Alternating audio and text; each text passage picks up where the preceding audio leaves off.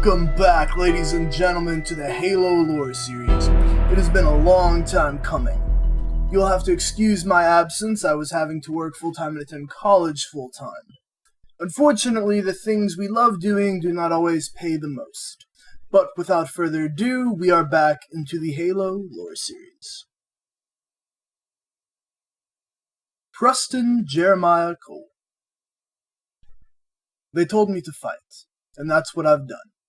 Let historians sort through the wreckage, bodies, and broken lives to figure out the rest. Admiral Cole was a UNSC naval officer during the Insurrection and the Human Covenant War. He is best known for creating the Cole Protocol and leading the largest armada against the Covenant, winning a massive number of battles and only losing once. Well, Oni defines it as a loss. Preston Cole was born November 3rd, 2470 in a rural area, where he and his parents worked and lived on a farm. He was the third of 7 children. Growing up, he was described as a precious child who obeyed his parents. He had wild black hair and dark brown eyes. His father was a dairy farmer, no military background to speak of, and his family followed the Quaker faith. In 5th grade, Cole produced a perfect score on a standardized pre-algebra test. Upon being accused of cheating, he took the test again, alone in a room with a proctor that carefully watched him. And again, he produced a perfect score, which was unheard of. Throughout the rest of high school, Preston Cole ran into issues many intelligent people do. They are far too bored being taught the things that they already know. Therefore, they put no effort into something that has no meaning to them, which means failing grades, poor participation, and poor classwork. This leads to the school ordering a social worker to be sent to Cole's home. He showed no signs of abuse, just that Preston was being overworked at home. His entire family ran the dairy farm. They all pitched in on the work. In such times where everything was modernized, they somehow managed to stay afloat, doing the work by bare hand. When Cole was 14, he wrote a paper in English class entitled The Viability of Extended Colonization. His teacher did not receive the paper particularly well, as she thought it leaned too heavily on theoretical predictions. But Cole's paper at the age of 14 was prophetically accurate in predicting the insurrectionist. Cole wished to enlist into the UNSC upon graduation, but his low grades in high school kept him from immediately attending a prestigious military college. Instead, he enlisted as a crewman into the UNSC. On the CMA Season of Plenty, he would catch the attention of a captain by showing he had an entirely new way to calculate slip space input parameters that were nearly as accurate as a ship's AI. This would get him on the fast track to Luna OCS Academy. At said academy, he would fall into a scandal involving an overnight disappearance of Ina Volkov, daughter of Admiral Conrad Volkov, who he would cover for. While the blame went directly on no one, his favor with Volkov would get him onto the UNSC destroyer Las Vegas. Cole would also end up marrying Ina Volkov. Assume what you will of that. While on the UNSC Las Vegas, Cole was involved in his first major engagement, which would become known as the Callisto event. Cole was part of the bridge crew. UNSC Jericho, Buenos Aires, and Las Vegas were chasing a captured UNSC corvette, the Callisto, into the asteroid field. The insurrectionists had planted a nuke inside a large asteroid, which upon detonation was harmless against the 3 UNSC destroyers. But the debris field produced from the exploded asteroid showered the UNSC destroyers and caused catastrophic damage across all 3. Everyone on the bridge of the UNSC Las Vegas except Cole was dead. Jericho and Buenos Aires were both completely disabled or destroyed inside the field of debris, and they were completely enveloped. Cole opened comms and signaled for surrender to the Callisto. The Callisto attached to the loading bay of the Las Vegas and opened the cargo bay doors, only to stare at the bulkhead of an Ares missile, which fired through the heart of the Callisto and into the insurrectionist ship, blowing one half wide open. Cole had faked the distress signal, and the crew moved the last Ares missile by Cole's order into the loading bay. The Callisto attached to the loading bay, and they fired it into the Callisto's loading bay. Cole had reclaimed the ship and saved the lives of everyone on board, the UNSC Las Vegas, but with some very shaky tactics. The UNSC wasn't sure whether to award him the Legion of Honor or to have him court-martialed. Ultimately, they did neither to avoid a difficult precedent. Afterwards, Cole was quickly promoted to a commander and given a small corvette to patrol the outer colonies.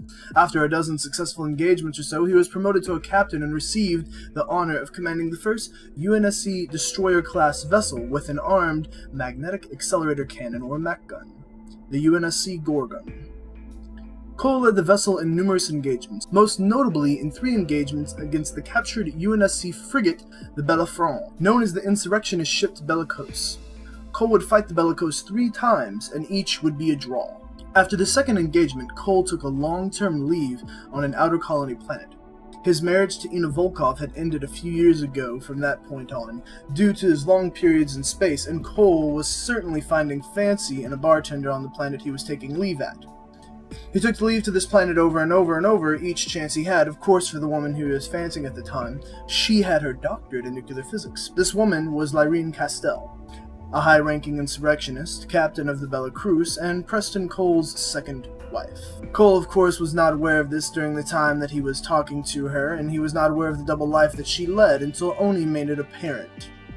Upon this discovery, Cole's integrity, of course, came into question. He was recalled to Reach for debriefing. His fame as a war hero and Admiral Harold Stanforth were the only things that kept Cole from facing a court-martial. Shortly before Cole's debriefing, the Bellicose was apparently lost with all hands during the Battle of Theta Ursa Majoris. The Oni interrogators read him the after-action report in an attempt to break his spirit, but all it did was cause him to remain stoic and silent. Cole was sent back to Earth to serve out the remainder of his years with a desk job as the Rear Admiral, with nothing but paperwork to keep him quiet. Until the Covenant showed up. After first contact on Harvest, the UNSC Hercule returned to Reach, badly damaged. The Office of Naval Intelligence requested that Cole return to service to lead the largest battle group in human history, consisting of 40 ships to Harvest in hopes of defeating the extraterrestrial threat. He reluctantly accepted the request, and his old rank of Vice Admiral was restored. Cole won every major engagement he committed his forces to against the Covenant. On only 2 occasions did he encounter an enemy fleet he considered too large to take on. He would then return in both cases with reinforcements. Cole took command of the UNSC Everest, a ship that had been refitted for heavy engagements. In many battles with the Covenant, insurrectionist forces turned and came to the aid of the UNSC to fight a common enemy. Cole went on to discover that the Covenant shielding technology was vulnerable to massive concentrated fire, aka 26 MAC cannons and 16 Ares missiles with staggered impacts to knock a hole in the shielding, and then in the ship itself. He figured this out in the heat of combat when they all concentrated on one ship at the same time, ironically. In Cole's entire campaign against the Covenant, excluding his final battle, he had destroyed 164 Covenant ships at the loss of 321 UNSC ships, almost exactly a 1-2 loss. All of which had been considered victories, though. And compared to how the rest of the war was going, they were victories indeed. The Cole Protocol. United Nations Space Command Emergency Priority Order 098831A-1, better known as the Cole Protocol. It was a law to prevent the Covenant from finding the location of Earth or any other human population center. Essentially, it was an order forbidding the Covenant to gain any opportunity to retrieve data regarding the location of human population centers, as the Covenant were able to track slipspace vectors and use them to calculate their destination. This policy stated that, if escape was impossible, in order to prevent the capture, any UNSC or human vessel was to self-destruct after wiping all data matrices, in order to slow the Covenant advance as much as possible. This turned any losing UNSC ship into suicide squads carrying nukes, which was rather effective for a short time. The death, of Cole. The most crucial battle in Cole's career was the Battle of Sais Serpentis, in which Cole led a fleet of 162 warships against 2 Covenant fleets totaling over 300 ships. The engagement began when Cole's fleet, Battle Group India, exited slipspace on the far side of the gas giant Viper Idea. The Covenant fleet, which had assembled there, moved to engage the human ships, but Battle Group India split into 2 parts and attacked the Covenant from both sides, circling the gas giant. using the magnetosphere and an increased gravity well to their advantage, as they knew they would be fighting in this environment. Cole had planned exactly for this. They had already made their calculations to adjust the weapons, all systems, and flight patterns fleet-wide specifically for this type of fight. The magnetosphere of the planet also disrupted the course of Covenant massive plasma weaponry in long distances. This gave the UNSC a huge advantage. Even so, it was still a losing fight, but only slightly. The UNSC had also prepared for this, with the UNSC fleet split into two. One half took a slipspace jump out, and another fleet relatively the same size jumped in from slipspace, right in their place. The losing fight continued for the UNSC until the insurrectionist fleet jumped in from slipspace, which appeared to be led by one thought-destroyed bellicose. Together, the insurrectionist and the UNSC plowed through what was left of the Covenant ships, and once most were gone, the insurrectionists jumped back into slipspace. The remaining Covenant ships made a head-on charge for Cole and the UNSC Everest. Cole commanded the rest of the fleet to back off. He came down within the gas giant's atmosphere, skimming it. He opened all missile hatches and launched several Shiva nukes into the atmosphere, causing the hydrogen of Viperidea to undergo nuclear fission, collapsing this gas giant into a brown dwarf. This destroyed the UNSC Everest and the rest of the Covenant fleet. As you can imagine, Cole was a very important figure to the UNSC for the reasons that he inspired great morale inside the UNSC. He never lost. He won every single one of his battles. He knew how to fight the Covenant, and he was an insanely intelligent man and a tactical genius. He brought hope to the entire human race, almost as much as the Spartans did when they saw them on the battlefield. They gave them a reason to fight. He was an ingenious character. If you haven't read about Cole, I recommend you read Halo Evolved, the first one. It has an entire chapter, a short story about Cole. He, in my opinion, led a very interesting life. There's also Halo Wars Genesis. It's a graphic novel that talks about Cole and talks about him and his war against the Covenant. He's, again, one of my favorite characters because he is such an ingenious man. But is that really the end of Cole? This is where the speculation comes into play.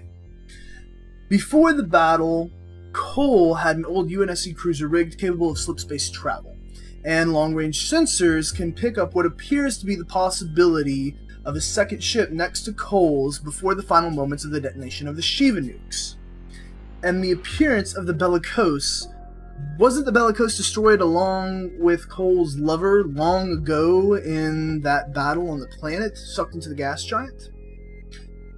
Not exactly. Remember, this woman, Lyrene Castell, she had her doctorate in nuclear physics, and the bellicose was supposedly destroyed by falling into the gravity well of a gas giant, much like Jupiter, but larger, perhaps. It's unescapable. Once you're inside a gas giant's gravity well, it just sucks you in. There's nothing you can do. However, the theory of slipspace jumps, which totally theoretical sci-fi fiction here, okay, is that slipspace jumps in atmosphere are possible, but they've never been tested. Now we learn they're possible in Halo 2. Some think the sudden acceleration in a thick atmosphere, such as a gas giant, would shear the ship into millions of pieces of fragments before it came out the other end. Others theorize you're only making a small jump and you don't have to move that fast, so you're not going through the atmosphere at such a high rate of speed. Then you would go to a next destination which is shorter and immediately make a second jump, which at a much faster rate to your next trajectory, so you're untraceable. Cole was intelligent. Intelligent enough to come to think of this conclusion and to work out the math as to whether it could be done or not. So was Lyrene Castell. I think at this point in the war, he was a broken man. He had watched so many die, and he had sent so many to die in front of him. He wanted out, and he finally had a way out, and a way to go off and be with Lyrene. He found a way to make contact with her, and she came to his aid in this time. He took the ship, and they both flew off into the theoretical sunset. He's probably off now with the insurrectionists colonizing some world. That's going to do it for this Halo lore series, guys. Admiral Cole really is an important character because of the Cole Protocol. The Cole Protocol, again, was designed for the whole sole purpose so that the Covenant do not find Earth. There are certain incidents we're going to go over specifically about the Cole Protocol, so this is not the last you're going to hear of the Cole Protocol either, but this is the origins of the Cole Protocol and the man that they came from. I thought it was important to go over him before we go over the Cole Protocol itself. As always, leave your questions and comments down below, and I will get to them as soon as I can. I know it has been a long time since I've done a Halo Lore series, and I apologize for you guys, but they will be back for the summer as long as I possibly can. I may look and see if there's another way I can set up for you guys to support me somehow so I can possibly do these more often. It's just with working full-time and school full-time, I don't get to do these. I don't have the time to do these as much because it is a lot of research on my part and a lot of reading. But like I said, this summer, I don't have classes as of right now, so for now, we're back in action. Guys, like the video if you like the video and subscribe if you already have it. Don't forget to share to your friends and family or anybody else that you know that might be interested in Halo. I'm Guns with 3 Guns Down as always. I will see you guys next time on the Halo Lore series.